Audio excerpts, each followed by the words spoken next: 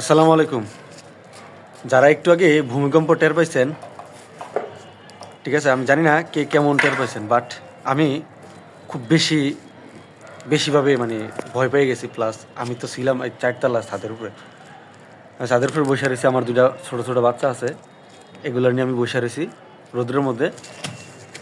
তো এই মুহূর্তে প্রথম ঝাঁকুনিটা যখন দেয়, তখন আমি টের পেয়ে যাই। তারপরে আপনার এই 8-10 সেকেন্ড এই ভূমিকম্পটা স্থায়ী ছিল। মানে এমন একটা অনুভূতি যেটা আসলে আমার জীবনে কখনো এরকম অনুভূতি হয় নাই, যে একটা ভূমিকম্পর ছোটোবেলা অনেকবার ভূমিকম্প দেখছি, আরও বেশ কয়েকবার ভূমিকম্প অনুভূতি হয়েছে আমার, বাট আজকের মতো অনুভূতি হয় নাই যে এত বড় একটা ভূমিকম্প হয়ে গেল। ঠিক আছে, যারা এই ভূমিকম্প যারা টের পেয়েছেন তারা বলতে পারেন যে কী ধরনের ভূমিকম্প হয়েছে। যাক, আল্লাহ জানে বাংলাদেশের কোন জায়গায় যে কী খবর, কোন জায়গায় ক্ষয়ক্ষতি হয়েছে কিনা এটা জানি না। তবে আল্লাহ সবারে নিরাপদে রাখুক, হেফাজতে রাখুক। দেখেন ভাই, আসলে মানুষের বড়াটা এতটুকুই, মানুষের ক্ষমতা এতটুকুই। সাধারণ একটা ভূমিকম্প হইলে মানুষ অসহায় হয়ে যায়।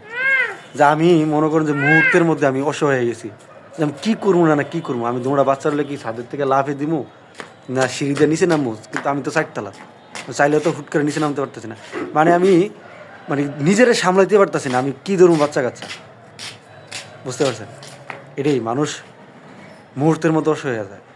এই জন্যই ভাই, আল্লাহর প্রতি সবসময় তাওয়াক্কুল রাখতে হবে। সব কিছু আসলে আল্লাহর হাতে নিয়ন্ত্রণ, মানুষের দ্বারা কোনো কিছু নিয়ন্ত্রণ না। যত প্রাকৃতিক দুর্যোগ বলেন, সব কিছুই একমাত্র আল্লাহর হাতে নিয়ন্ত্রণ। কাজেই সবসময় আল্লাহর উপরেই তাওয়াক্কুল করতে হবে। বিপদ আপদ সব কিছু থেকে আল্লাহর কাছ থেকে হেফাজতের জন্য দোয়া করতে হবে। আসসালামু আলাইকুম।